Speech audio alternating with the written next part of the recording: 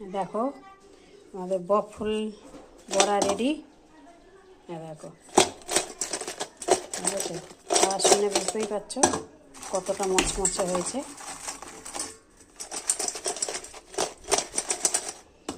এখানে বাদ বাকিটা রয়েছে।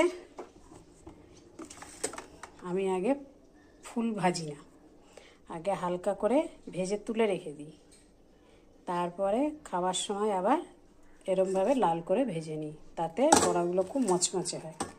ঠিক আছে, কতটা মচমচে হয়েছে। আর তোমাদের দুটো টিপস বলি, যখন ব্যাটারটা রেডি করবে বড়া ভাজার আগে দিয়ে কড়াই থেকে গরম তেল ব্যাটারের মধ্যে দেবে, দিয়ে ভালো করে ফেটিয়ে তারপরে বড়াটা করবে।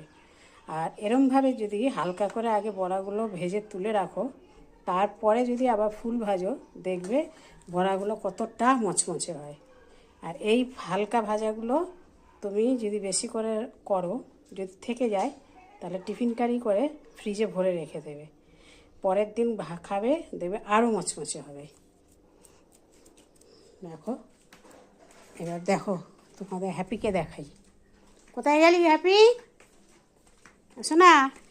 এই দেখো তোমাদের হ্যাপি বাবু এখন শুয়ে আছে। হ্যাপি বাবুর আছে মন খারাপ, কারণ হ্যাপি বাবুর কাছে মঙ্গলবার টক দই দিয়ে ভাত খেতে হবে, ওই জন্য ওর এখন খুব মনটা খারাপ। এখন কারোর সাথে কথা বলছে না, ডাকলেও এখন সাড়া দেবে না। এখন দেখছো কত চোখে ঘুম।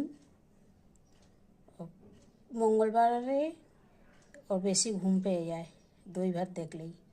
ওঠো, এই যে দাদা খেতে হবে তো, ওঠো ওঠো, চলো চলো শোনো। খাবে না? ও শোনা খাবে না, খাবে না। অতো অতো অতো ওঠো, ও শোনা ওঠো, খাবে না? ও দেখো ওঠো, ও দেখো সবাই দেখছে তোমাকে।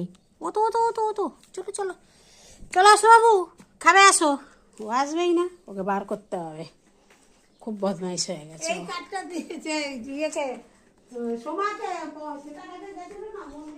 এই দেখো এই হচ্ছে হ্যাপির দই ভাত। এই সেই দই পটল, এর মধ্যে আছে ডাল,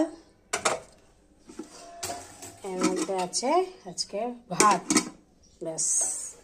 আর এর মধ্যে আছে আলু সিদ্ধ। আলু সিদ্ধটা মাখবো, একটু লঙ্কা ভাজবো, ভেজে আলু সিদ্ধটা মাখবো, ব্যাস হয়ে গেল আজকে মঙ্গলবারের মেনু।